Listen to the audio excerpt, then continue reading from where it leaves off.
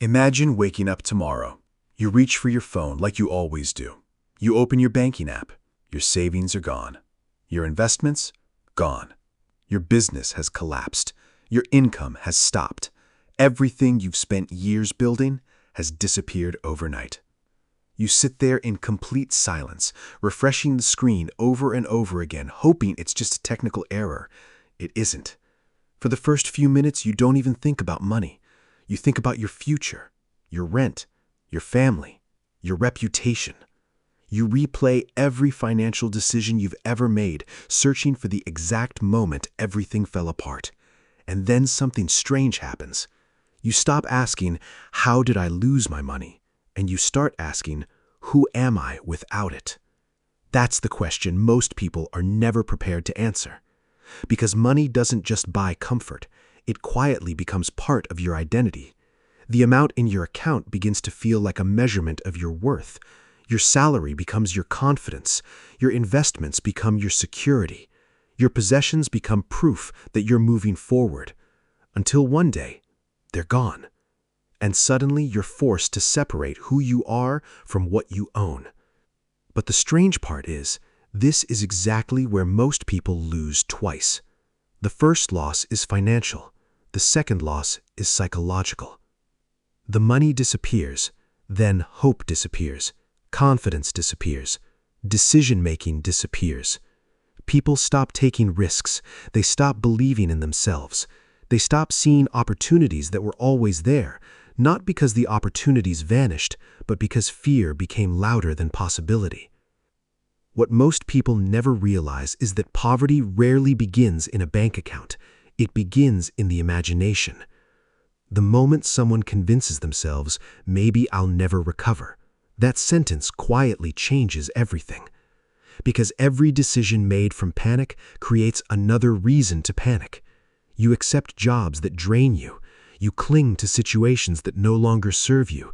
You chase shortcuts because patience suddenly feels impossible.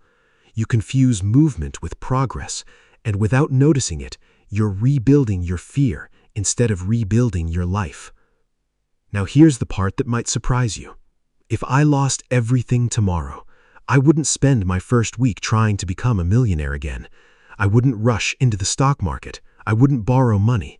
I wouldn't chase the latest side hustle. I wouldn't search for some secret strategy that promises overnight success. Because after the panic settles, I'd remember something that no market crash, recession, or financial mistake could ever take away from me. The greatest asset I own was never sitting inside my bank account. It was sitting inside me. My ability to learn, my ability to adapt, my ability to solve problems, my ability to create value. Money can disappear overnight. Those things rarely do. And that's exactly where I'd begin. Because the journey back to $1 million doesn't start with making money. It starts with remembering why you were able to make it in the first place. The first thing I'd do after losing everything might sound disappointing. I wouldn't try to become a millionaire. I'd try to become stable. Because when you're drowning, you don't search for treasure, you search for air. That's the mistake so many people make after a financial setback. They become obsessed with replacing what they lost as quickly as possible. The bigger the loss, the bigger the temptation. A risky investment, a viral business idea, a guaranteed opportunity, anything that promises to erase the pain overnight. But pain is impatient. Wealth is not. If I had nothing tomorrow, my first mission wouldn't be building wealth. It would be rebuilding certainty. I'd find a way to generate income, any honest income, not because it's glamorous, not because it's my dream, but because income does something most people underestimate. It gives your mind permission to breathe. The strange part is, financial recovery is rarely about the size of your first paycheck. It's about what that paycheck represents. Hope, momentum, proof that you're not powerless. Even a small amount of money earned through your own effort changes something inside you. It reminds you that you're still capable of creating value. And that's where confidence begins, not with success, with progress. Over time, I'd become extremely protective of my attention, because I'd know that fear has a habit of disguising itself as urgency. Social media would be full of people claiming they became millionaires in 6 months. Friends would tell me about the next big investment. Headlines would scream about people getting rich overnight. Years ago, I probably would have chased them. Not anymore, because desperation makes every shortcut look like an opportunity. What most people never realize is that the fastest way to recover financially is often by slowing down psychologically. I'd reduce my expenses without feeling ashamed. I'd stop buying things designed to impress people who aren't paying my bills. I'd learn to separate comfort from status. One keeps you alive, the other keeps you trapped. Without noticing it, modern life teaches us to maintain appearances even when our finances are falling apart. People will cancel their savings before they cancel a luxury subscription. They'll keep the expensive car while quietly accumulating debt. They'll protect an image that's slowly destroying their future. If I had to start over, I'd do the opposite. I'd make my life smaller before trying to make my income bigger. Because every unnecessary expense steals time from your recovery. Every dollar you don't have to earn is a dollar you don't have to chase. But the most important thing I'd rebuild wouldn't be my savings account. It would be my reputation. I'd become the kind of person who solves problems so well that people naturally want to work with me. Because money follows value, value follows skill, and trust multiplies both. That's something no recession can erase, no market crash can destroy, no bank account can measure. By the end of those first 30 days, I probably wouldn't look successful. I wouldn't own expensive things. I wouldn't have impressive numbers to show online. But I'd have something far more important. I'd have direction. And once you know exactly where you're going, the journey back becomes inevitable. Because rebuilding wealth doesn't begin with chasing millions. It begins with rebuilding the habits that created them in the first place. By this point, something important would have changed. Not my bank account, not my lifestyle, me. Because after losing everything, you stop asking, how do I make more money? And you start asking a much better question. How do I become someone money naturally follows? That question changes everything. Most people spend their entire lives chasing income, but the people who quietly build extraordinary wealth spend their lives increasing their value. At first, those two ideas sound identical. They're not. Income is what people pay you today. Value is what they'll keep paying you tomorrow. If I had to start over from zero, I wouldn't obsess over finding the perfect investment. I'd become obsessed with becoming impossible to ignore. I'd learn skills that businesses desperately need. I'd learn how to communicate clearly, how to sell ethically, how to write, how to negotiate, how to solve problems faster than the average person, how to build trust. Because skills travel with you. Markets change, technology changes, companies disappear, but someone who knows how to create value can rebuild almost anywhere. What most people never realize is that millionaires rarely become wealthy because they found one magical opportunity. They become wealthy because they become the kind of person who recognizes opportunities that everyone else overlooks. That's a completely different mindset. Slowly, your focus shifts away from making quick money toward becoming more useful. Useful people are rarely unemployed for long. Useful people attract opportunities. Useful people build networks. Useful people build businesses. Useful people recover. That's why losing money and losing the ability to earn money are two completely different tragedies. The first can happen to anyone. The second only happens when you stop growing. Over time, I'd begin investing again. Not because investing is exciting, but because I've learned something most people discover too late. Working for money has a ceiling. Owning assets does not. I'd invest patiently. I'd ignore the noise. I'd stop checking prices every hour. I'd let time become my business partner instead of my enemy. Because wealth grows best when it isn't constantly being interrupted by emotion. Without noticing it, I'd also stop comparing my timeline to everyone else's.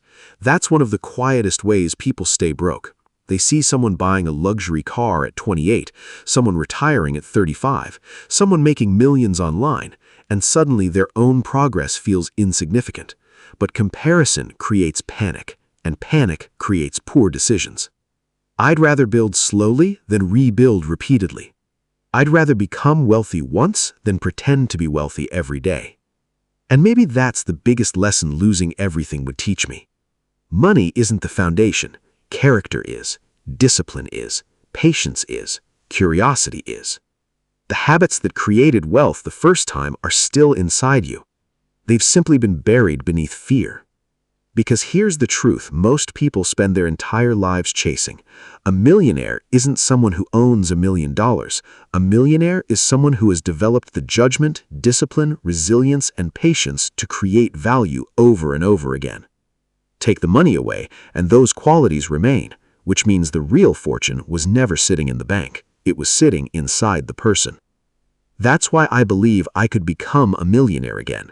Not because I'd know the future, not because I'd avoid every mistake, but because I'd finally understand something I wished I'd known from the very beginning. Money can be taken from you.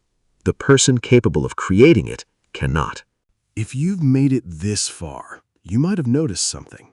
Not once have I said I'd chase $1 million, because that's the trap. Most people become so obsessed with the destination that they completely ignore the machine that gets them there. Money is an outcome. It's not the strategy. If I lost everything tomorrow, the next thing I'd build wouldn't be a bigger income. It would be leverage.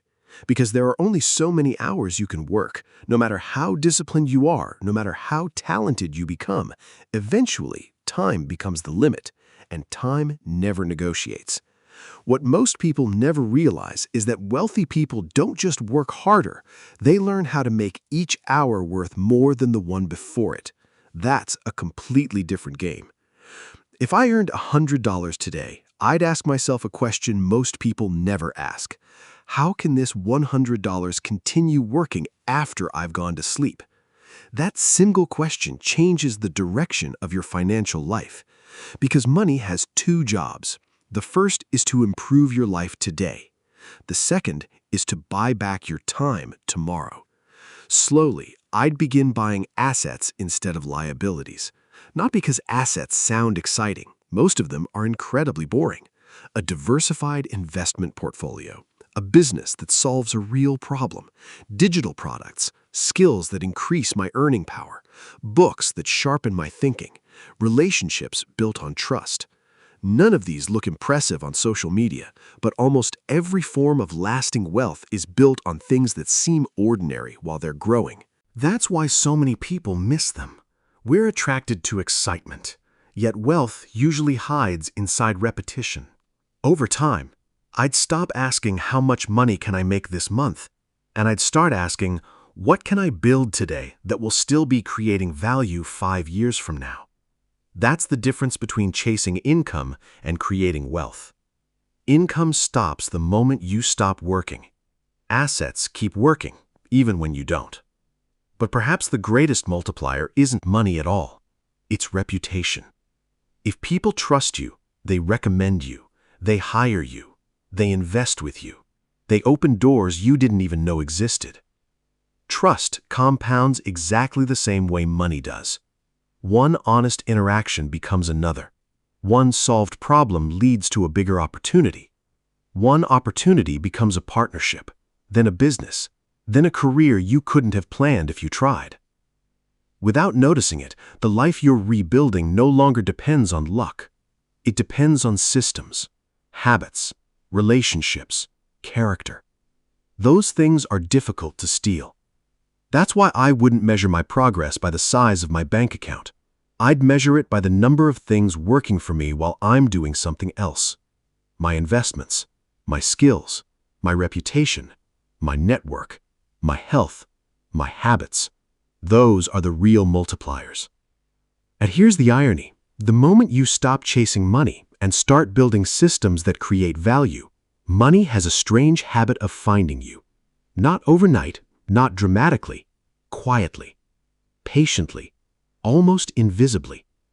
Until one day people look at your life and call you lucky. They never saw the years you spent building the machine. Because millionaires aren't built in the moments everyone notices. They're built in the thousands of quiet decisions that nobody applauds. And those quiet decisions eventually become extraordinary results. If I lost everything tomorrow, And somehow, years later, I managed to become a millionaire again. I don't think the money would be the thing I'd be most proud of. It would be the person I had to become to earn it. Because somewhere along the journey, I would finally understand something that took me years to learn. Money doesn't change people. It reveals them. Give someone who lacks discipline $1 million, and they'll often find a way to lose it. Give someone patience, humility, resilience, and the ability to create value, and even if you take everything away from them, they'll eventually find their way back. That's why the first million is never just about money. It's about transformation. The strange part is, most people spend years asking, how do I become rich? Very few stop to ask, who do I need to become for wealth to feel natural? Because wealth has a personality.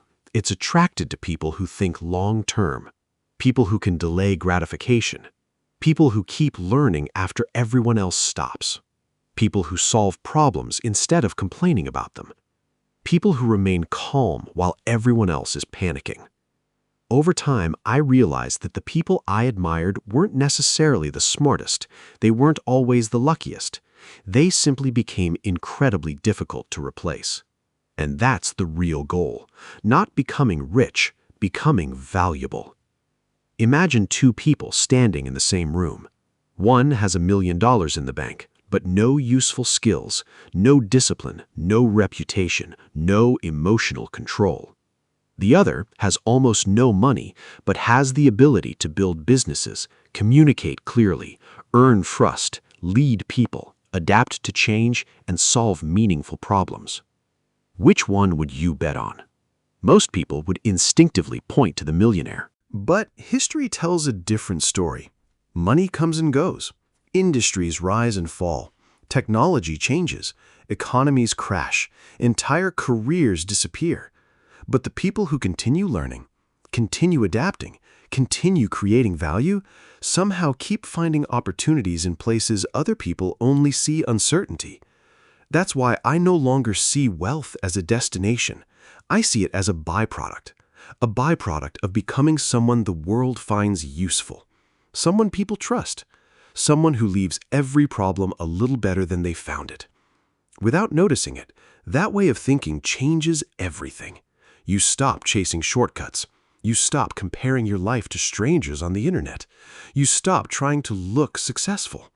Instead, you quietly become successful, one habit at a time, one skill at a time, one difficult decision at a time. And maybe that's the lesson I wish someone had told me years ago. If tomorrow morning every dollar disappeared, my future wouldn't disappear with it. Because my greatest investment was never sitting inside a bank account. It was hidden inside my habits, my discipline, my curiosity, my resilience, my willingness to keep going when the results were invisible. Those are the assets that compound forever. Those are the assets no recession can steal. Those are the assets no bad investment can erase. So, if I lost everything tomorrow, would I be scared? Of course, anyone would. I'd question myself. I'd grieve what I'd lost. I'd probably wonder how long it would take to rebuild. But I wouldn't question whether I could rebuild. Because now I know the difference between owning money and becoming the kind of person who creates it. And maybe that's what being a millionaire was always supposed to mean. Not having $1 million, but becoming someone who could lose $1 million, smile with quiet confidence, and begin again. Because in the end, the greatest form of wealth isn't what's in your wallet. It's knowing that no matter what life takes from you, you still possess everything needed to build a meaningful life again.